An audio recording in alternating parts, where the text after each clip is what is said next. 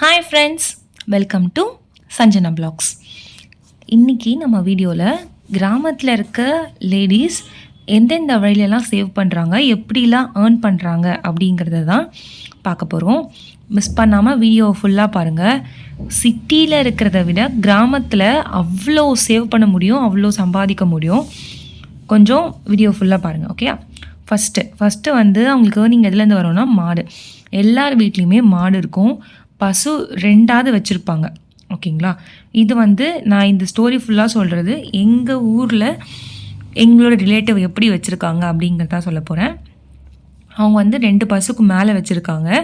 நம்ம எக்ஸாம்பிளுக்கு 2 பசு மாடு மட்டும் வச்சுருக்கோம் அப்படின்னா எவ்வளோ வரும் அப்படின்னு பார்க்கலாம். அதில் வந்து ஃபஸ்ட்டு வந்து பசு பால் கொடுக்குறோம் இல்லையா, அந்த பால் வந்து பால் பூத்தில் வந்து கொடுப்பாங்க. அங்கே வந்து 1/2 லிட்டர் வந்து 25 rupees கொடுக்குறாங்க, ஓகேங்களா? ஒரு மாடு வந்து 3லேருந்து 4 லிட்டர் அப்படி வந்து கறக்கும். இல்லை 2 மாடும் சேர்த்து நீங்கள் அப்படி வச்சுக்கிட்டா கூட உங்களுக்கு வந்து ஒரு காலைல ஒரு 6 லிட்டர், ஈவினிங் ஒரு 6 லிட்டர் அந்த மாதிரி கறக்குது. ஒரு மினிமமாக ஒரு மாடு 3 லிட்டர் கறக்குதுன்னா கூட உங்களுக்கு மார்னிங் ஒரு 300 ரூபா, ஆஃப்டர்நூன் ஈவினிங் ஒரு 300 ரூபா, ஒரு நாளைக்கு 600 ரூபா வரும் வெறும் பால் காசு மட்டும், ஓகேங்களா? மாடு மூலமாக வர பால் காசு மட்டும் 600 ரூபா வரும். ஒரு மாதத்துக்கு பார்த்தீங்கன்னா 18,000 ரூபா வரும். மாடு வச்சு அதுலேருந்து பால் கறக்கிறது மூலமாக மட்டும் 18,000 ரூபா வரும், சரிங்களா? இதுலேருந்து நீங்கள் வேறு என்னென்ன பண்ணலான்னா, பால் பூத்தில் ஊற்றின பால் போக மிச்சம் தயிர், அவங்க என்ன பண்ணுவாங்கன்னா ரோட் சைடு நாங்கள் வந்து வண்டியிலையோ இல்லைனா நாங்கள் கார்லேயோ போகும்போது அங்கங்கே மோர் விற்பாங்க, ஓகேங்களா? அது வீட்லேயே தயிர் செய்வாங்க, அது வீட்லேயே மோர் செய்வாங்க. அந்த மோரில் ஒரு கிளாஸ் வந்து 20 ரூபான்னு கொடுப்பாங்க, சரிங்களா? அப்போது அந்த மாதிரி அவங்க ஒரு 10 லிட்டர் தயிர் இருக்குது அப்படின்னா எப்படியும் அதை வந்து ஒரு மோர் வந்து 2 இது ஃபுல்லாக வந்து வச்சுப்பாங்க, ஒரு குடம் ஃபுல்லாக வச்சுப்பாங்க. அதுலேருந்து ஒரு கிளாஸுக்கு 20 ரூபானா ஒன்றுத்தில் ஒரு 40 கிளாஸ் 50 கிளாஸ் வருதுன்னு வச்சுக்கோங்களேன். அதுவே வந்து பார்த்திங்கன்னா ஒரு நாளைக்கு ஒரு 500லேருந்து 700 வரைக்கும் அது வெறும் மோர்லேருந்து மட்டுமே கிடச்சிரும், சரிங்களா? வெயில் டைம்லலாம் இது நல்லா வந்து ஹாட்டாக போகும். ஏன்னா அவ்வளோ வெயிலில் வெறும் குடை வச்சுட்டு வீட்டுக்கு வெளியே வந்து மோர் விற்பாங்க. நாங்கள் போகும்போது அங்கே குடிக்காமல் போக மாட்டோம். ஸோ அந்த ஊருக்கு போகும்போது நான் வந்து அந்த ஊர்லலாம் தயிர் கிடைக்கிறது, இந்த மாட்டு தயிர் நம்ம ஒரு என்ன சொல்கிறது, பசும்பால் கிடைக்கிறதே கஷ்டம் அப்படின்வாங்க. அப்போ பசுவோட தயிர் கிடச்சி அதுலேருந்து மோர் செஞ்சால் அது எவ்வளோ நல்லதுன்னு சொல்லிட்டு கண்டிப்பாக நாங்கள் அதை குடிக்காமல் போக மாட்டோம். அது வந்து இவ்வளோ ரேட்டுக்கு வந்து ஒரு நாளைக்கு வந்து அதுலேருந்தே அவங்க சம்பாதிக்க முடியும் வெயில் காலத்தில். இதுவே வந்து வெண்ணெய், நெய் அந்த மாதிரிலாம் வந்து அவங்க பண்ணி இன்னும் சேல்ஸ் பண்ணுறாங்க அப்படின்னா, நிறைய மாடு வச்சுருக்காங்கன்னா அவங்க வெண்ணெய், நெய்யெலாம் வந்து பண்ணி சேல்ஸ் பண்ணுவாங்க. நாங்கள் அதையும் பார்த்துருக்கோம். அங்கேயே வந்து ஒருத்தவங்க வந்து பால்கோவா செஞ்சு விற்பாங்க. அது வந்து ஒரு பால்கோவா ஒரு 1/4 கிலோ தான் இருக்கும். அதுவே வந்து 250 நினைக்கிறேன். ஏன்னா பசும்பாலில் அங்கேயே லைவாக பண்ணி கொடுப்பாங்க. நம்ம அங்கேயே போய் வாங்கிக்கலாம் அவங்கக்கிட்டேயே. அந்த மாதிரி ரேட் நல்லா வந்து பயங்கரமாகவும் இருக்கும், அதே மாதிரி டேஸ்ட்டும் வேறு லெவலில் இருக்கும். ஸோ இந்த மாதிரி பசு வச்சுருக்கிறது மூலமாகவே வந்து இவ்வளோ வழியில் வந்து ஏர்ன் பண்ண முடியும் கிராமத்தில் இருக்கவங்களால, ஓகேங்களா? இங்கே சிட்டியில் பண்ணுறாங்க நிறைய பேர், ஆனால் எப்படின்லாம் எனக்கு தெரியல. இது வந்து எங்கள் ஊரில் இப்படி தான் பண்ணுவாங்க. அடுத்து செகண்ட் இன்கம் எதுலன்னு பார்த்தீங்கன்னா தென்னை மரத்தில் வந்து நமக்கு எப்போவுமே வரது தான் தேங்காய். அதுலேருந்து வந்து உங்களுக்கு எல்லா கிளையும் விழும் இல்லையா, அதுலேருந்து தொடப்பம் வந்து செய்வாங்க. அந்த தொடப்பம் வந்து ஒவ்வொரு தொடப்பம் வந்து 50 ரூபா 60 ரூபான்னு விற்பாங்க. நாங்கள் திருப்பதி போயிட்டு வரும்போது ரோட் சைட்லாம் எங்களை பிளாக் பண்ணி அது விற்றுருக்காங்க. நாங்களும் வாங்கிட்டு வந்திருக்கோம். ஒரு தொடப்பம் 60 ரூபான்னு சொல்லிட்டு 2 தொடப்பம் 60 ரூபா இல்லை ஆமாம் 60 ரூபா தான் நினைக்கிறேன், எனக்கு கரெக்டாக ரேட்டு தெரில, ரொம்ப நாள் ஆச்சு. ஸோ இந்த மாதிரி தென்னை தொடப்பெல்லாம் வந்து விற்பாங்க நம்ம தெரு பெருக்கிறதுக்கு யூஸ் பண்ணுறதுக்கு. அதுக்கப்புறம் தேங்காய் வந்து தேங்காய் எடுத்து தேங்காயும் விற்பாங்க. தேங்காயெல்லாம் கட் பண்ணி ஓப்பன் பண்ணி வெயிலில் காய வச்சு அதை செக்காடி தேங்காய் எண்ணெயாகவும் விற்பாங்க, சரிங்களா? அது வந்து செகண்ட் இன்கம், தென்னை மரத்துலேருந்து வர செகண்ட் இன்கம், ஓகேங்களா? தேர்ட் இன்கம் பார்த்தீங்கன்னா மாங்காய் மரத்துலேருந்து இந்த மார்ச் ஏப்ரல் மேலெலாம் வந்து நல்ல மாங்காய் வந்து கிடைக்குமா, அந்த மாங்காய் சீசனில் அதை மாங்காவாக சேல்ஸ் பண்ணுவாங்க, இல்லை மாம்பழமாக சேல்ஸ் பண்ணுவாங்க. இன்னொன்று பார்த்தீங்கன்னா அந்த மாங்காயெலாம் ஓப்பன் பண்ணி உப்பு போட்டு ஊற வச்சு ஊறுகாயாக போடுவாங்க, ஓகேங்களா? இதுவும் வந்து ஊறுகாய் போட்டும் நாங்கள் வந்து பார்த்துருக்கோம். இது எல்லாமே வந்து எங்கள் வில்லேஜ் சைடில் எங்கள் ரிலேட்டிவ்ஸ் பண்ணுற பிஸ்னஸ் இது, ஓகேங்களா? கிராமத்துலேருந்து இதுதான் அவங்க பண்ணிகிட்ருக்காங்க. நான் அதை வந்து உங்களுக்கு சொல்லிகிட்ருக்கேன். எனக்கு வந்து நான் லைவாக அதெல்லாம் நான் பார்த்துருக்கேன், அதெல்லாம் எனக்கு தெரியும். வேறு எதுவும் எனக்கு வந்து தெரியாது.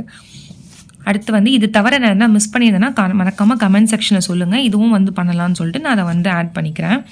ஓகேங்களா. இப்போ பனைமரத்தில் வந்து நுங்கு பனங்கிழங்கு இப்போ அங்கங்கே பார்த்தீங்கன்னா நுங்குலாம் வந்து இங்கே சென்னையிலே வந்து விற்கிறாங்க இல்லையா. அது வந்து ஒரு பீஸ் வந்து 10 ரூபான்னு நினைக்கிறேன். 5 பீஸ் வந்து 50 ரூபா அப்படி கொடுப்பாங்க நுங்குலாம். இப்போ நுங்கு அந்த பனங்கிழங்கு வந்து அந்த அந்த அந்த பனம்பழம் இருக்கும் இல்லையா, அது வந்து இதுவாகிட்டோடனே மண்ணு கீழே வந்து புதைச்சி வச்சுருவாங்க. அதுலேருந்து கீழே வந்து நம்ம பனங்கிழங்கு கிடைக்கும். அது வந்து இங்கே 1 10 ரூபான்னு தான் விற்கிறாங்க அந்த பனங்கிழங்கு கூட. ஓகேங்களா. அந்த மாதிரியும் வந்து சேல்ஸ் பண்ணுவாங்க. இதுவும் வந்து எங்கள் ஊரில் பண்ணுறது தான். தனியாக வந்து இதுக்கு தனியாக ஒரு அரிசிலாம் வந்து கொட்டி வைப்பாங்க. அது வந்து களம்னு சொல்லுவாங்க. அந்த களத்துக்கு பக்கத்துலேயே வந்து மணல்லாம் கொட்டி வச்சு மணலுக்குள்ளே வந்து இந்த பனங்கிழங்கு வந்து விளைய வைப்பாங்க. அங்கே பார்த்துருக்கேன். அதுக்கப்புறம் வந்து எலுமிச்சம்பழம், எல்லா வீட்லேயும் எலுமிச்சம்பழம் மரம் வந்து எங்கள் தாத்தா வீட்டிலலாம் வந்து வச்சுப்பாங்க. அதுலேருந்து அதெல்லாம் விற்றும் ரேட் ஆக்குவாங்க. அது வந்து ஒரு பழம் வந்து 2 ரூபாய் 3 ரூபாய் அப்படி கொடுப்பாங்க. அப்புறம் சாத்துக்குடி, ஆரஞ்சு, நார்த்தங்காய் வந்து ஊறுகாய் போட்டு கொடுப்பாங்க. இதெல்லாம் வந்து பழமாகவே சேல்ஸ் பண்ணுறவாங்க. ஓகேங்களா. இதெல்லாம் வந்து எங்கள் ஊரில் விளையிறது. அதுக்கப்புறம் வந்து அடுப்பு கறி வந்து நம்ம கட்டையை தான் வச்சு விறகடுப்பு வைப்பாங்க. சுடு தண்ணி வைக்கிறதுக்கு, இல்லை எதனா கூழெல்லாம் வந்து காசுறதுக்கு. அந்த மாதிரி அடுப்பு கறி இருக்கும்போது அதை வந்து டீ கடைக்கு, இஸ்திரி கடைக்கெலாம் வந்து கொடுத்து அனுப்புவாங்க. அதுவும் வந்து அவங்களாம் வந்து அதுக்கு ரேட் தருவாங்க. 1 கிலோவுக்கு வந்து 20 ரூபாய் 25 ரூபான்னு நினைக்கிறேன். அந்த மாதிரி அவங்க வந்து காசு தருவாங்க. ஸோ அடுப்பு கறி வந்து அதுலேருந்தும் வந்து பார்த்துப்பாங்க. அதாவது ரொம்ப வேஸ்ட்டாக போகிற பொருள் கூட அவங்க வேஸ்ட் பண்ண மாட்டாங்க. அதுவும் வந்து காசாக்கிடுவாங்க. காசை கறியாக்குறேன்னு சொல்ல போய் கறியவே காசாக்கிடுவாங்க. ஓகே. அடுத்து வந்து ஊர்லலாம் தெரியும் ஏரி வெட்டுவாங்க. ஓகேங்களா. ஏரி வெட்டுறதுக்கு வந்து ஏரி வேலைன்னு சொல்லுவாங்க. அது வந்து ஒரு நாளைக்கு வந்து 200 ரூபாலேருந்து 250 வரைக்கும் தருவாங்க. அது ஆளுங்களை பொறுத்து 2 மணி நேரம் வேலை பார்ப்பாங்க. அவ்வளோதான் அங்கே இருக்குமே. மொத்தம் வந்து 22 நாள் வேலைன்னு நினைக்கிறேன். எனக்கு தப்பாக இருந்தால் மென்ஷன் பண்ணுங்கள். அதுக்கேற்ற மாதிரி வந்து அது காசு வரும். ஓகேங்களா. அப்போது ஒரு 20 நாளே வேலைன்னு வச்சுக்கோங்களேன். 20 நாள் வேலைனாவே வந்து உங்களுக்கு ஒரு 4000 ரூபா வரும்னு நினைக்கிறேன். 200 10னா 2000 4000க்கு மேலே வரும். ஓகேவா. அதுக்கப்புறம் நாற்று நடுதல், அப்புறம் களை பறிக்கிறது, அறுவடை பண்ணுறது, அப்போல்லாம் வந்து போய் வேலை செய்யும் போது அதுக்கெல்லாம் கொஞ்சம் காசு கொடுப்பாங்க. ஸோ இதெல்லாம் வந்து ஃபிக்ஸ்டுன்னு கிடையாது. இதெல்லாம் வந்து ரேட் வந்து மாறும். ஒவ்வொரு இடத்துல ஒவ்வொரு மாதிரி கொடுப்பாங்க. ஓகேங்களா. இப்போ இதெல்லாம் சேர்த்து ஒரு மாதத்துக்கு ஒரு வருமானம் அப்படின்னு பார்த்தீங்கன்னா 35,000லேருந்து 45,000 வரைக்கும் வரும். ஏன் நான் சொல்கிறேன்னா, இது ஒரு 4000 சொன்னேன்னா, ஓகேங்களா, இது ஒரு 18,000 சொன்னேன்னா, அப்போ இது மட்டுமே பாருங்கள் 22,000 ஆகிடுச்சா. அது இல்லாமல் கோழி வச்சு கோழியெல்லாம் கூட விற்பனை, கோழி முட்டை, நாட்டு முட்டை அதெல்லாம் வந்து 15 ரூபாய் 20 ரூபாய்க்கு விற்கிறாங்க ஊரில் ஒவ்வொரு முட்டை. அது மாதிரி நாட்டுக்கோழி விற்பனையும் வந்து நல்லா தான் போயிட்டுருக்கு. கோழியே வந்து நல்ல ரேட்டுக்கு போகும் கோழியை விற்றாங்கன்னா. அந்த மாதிரி நிறைய இருக்குது. இதெல்லாம் வந்து இது அவங்க வேலைக்கு போயிட்டு தான் பண்ண வேண்டியது. அதாவது அவங்க ஃபிசிக்கலாக போய் ஒர்க் பண்ணி பண்ணுறது.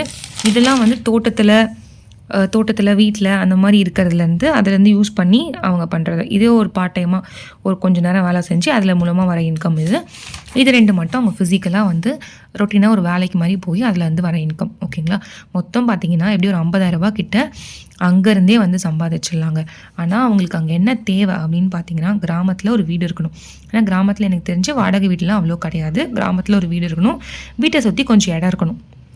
அப்போ தான் வந்து இந்த மாடு வைக்கிறதுக்கு, கோழி வைக்கிறதுக்கு, தென்னை மரம் வைக்கிறதுக்கு, மாங்காய் மரம், அதுக்கு எல்லாத்துக்குமே வந்து இடம் இருக்கும். ஓகேங்களா. இது இருந்துச்சுன்னா கண்டிப்பாக இது வந்து சாத்தியம்தான். எல்லாராலையுமே வந்து இந்த அளவுக்கு இன்கம் வந்து பார்க்க முடியும். ஓகேங்களா. இதில் அவங்க சேவ் பண்ணுவாங்கன்னா, இந்த காயெல்லாம் வந்து அங்கேயே விளைய வச்சுருவாங்க. எப்போனா ஒரு டைம் சந்தைக்கு போய் வாங்கிட்டு வர்றது, அது வந்து ஒரு 100 ரூபா 200 ரூபாய்க்கு தான் வாங்குவாங்க. அப்போ பார்த்தீங்கன்னா அரிசியும் வந்து அங்கேயே இருந்துடும். அவங்களுக்கு அறுவடை பண்ணுறதுலேயே அரிசி கிடச்சிரும். பருப்பு அதெல்லாம் வந்து ப்ரொவிஷன்லாம் பார்த்திங்கன்னா ஒரு 3000 ரூபாய்க்கு வாங்குவாங்கன்னு வச்சுக்கோங்களேன். ஒரு வாரத்துக்கு ஒரு 200 ரூபாய்க்கு தான் காய் வாங்குறாங்கன்னா, அப்போ மாதத்துக்கு வந்து ஒரு 1000 ரூபாய்க்கே வாங்கணும்னு வச்சுக்கோங்க. மொத்தம் ஒரு 4000 ரூபா 5000 ரூபாய் தான் செலவு பண்ணுவாங்க. கரண்ட் பில்லும் 200 யூனிட் ஃப்ரீ தான். அதுக்குள்ளே தான் போகும். கரண்ட் பில்லு கட்ட மாட்டாங்க. ஸோ மொத்தமாகவே இதுக்குள்ளே போகிறதுனால 5000 ரூபா போச்சுன்னா மிச்சம் 40,000 ரூபாய் ப்ராஃபிட் தான். 40,000 ரூபா அப்படியே சேர்த்து வைக்கலாம். அதுதான் வந்து கிராமத்தில் வாழ்கிற லைஃப்பில் இருக்கிற ஒரு ப்ளஸ் பாயிண்ட்டு. ஓகேங்களா. ஸோ நம்ம என்ன தான் வந்து கீரை அதெல்லாம் வச்சோன்னா அதெல்லாம் மாட்டுக்கு கொடுத்துடலாம். நம்ம சாப்பிட்ற சாப்பாடு அதெல்லாம் வேஸ்ட் ஆகுறதெல்லாம் மாட்டுக்கு வச்சுருவாங்க. ஓகேங்களா. ஸோ தவிடு இப்போ நம்ம இதெல்லாம் வந்து செக் ஆடுறோம். இப்போ செக் ஆடும் போது இது தேங்காயெலாம் வந்து இது மீந்து போகுதுன்னா அந்த வந்து புண்ணாக்குன்னு சொல்லுவோம் இல்லையா, அந்த புண்ணாக்கு அதெல்லாமே கூட வந்து மாட்டுக்கு கொடுத்துடலாம். ஸோ மாட்டுக்குன்னு சொல்லிட்டு தனியாக ஃபுட்டு வாங்கணும்னு அவசியம் கிடையாது. நம்ம மிச்சம் பார்த்திங்கன்னா 40,000 வந்து மாதத்துக்கு மிச்சமாக தான் இருக்கும். ஸோ அதுக்கு தேவை இதுதான். நமக்கு அதுக்கு ஒரு வீடு வேணும், கிராமத்தில் அதை சுற்றி கொஞ்சம் இடம் வேணும். இது இருந்தால் மட்டுமே வந்து நம்மளால் இன்கம் வந்து பார்க்க முடியும். இப்போது இன்கேஸ் நமக்கு இங்கே சென்னை செட் ஆகலை அப்படின்னா நீங்கள் இது வந்து ட்ரை பண்ணலாம். இல்லை ஆல்ரெடி நீங்கள் ஊரில் தான் இருக்கீங்கன்னா உங்களுக்கு இதெல்லாம் தெரியலனா ட்ரை பண்ணி தான் பாருங்களேன். பார்த்துட்டு எனக்கு வந்து சொல்லுங்கள், நான் இந்த மாதிரி உங்களால் இவ்வளோ ஏர்ன் பண்ணியிருக்கேன் சிஸ்டர் அப்படின்னு சொன்னிங்கன்னா நிஜமாவே எனக்கு அவ்வளோ சந்தோஷப்படுவேன். நம்மளால் ஒருத்தவங்க வந்து சம்பாதிக்கிறாங்க அப்படின்னு சொல்லி. ஸோ அவ்வளோதான் ஃப்ரெண்ட்ஸ் இந்த வீடியோ உங்களுக்கு பிடிச்சிருந்தா ப்ளீஸ் லைக் பண்ணுங்கள், ஷேர் பண்ணுங்கள், மறக்காமல் சேனலை சப்ஸ்கிரைப் பண்ணிவிடுங்க. நிறைய பேர் சப்ஸ்கிரைப் பண்ணாமலே பார்க்குறீங்க. கொஞ்சம் சப்ஸ்கிரைப் பண்ணுங்கள், அப்போ தான் எனக்கு கொஞ்சம் மோட்டிவேஷனாக இருக்கும். ஓகே ஃப்ரெண்ட்ஸ், நெக்ஸ்ட் வீடியோவில் பார்க்கலாம். பாய், டேக் கேர்.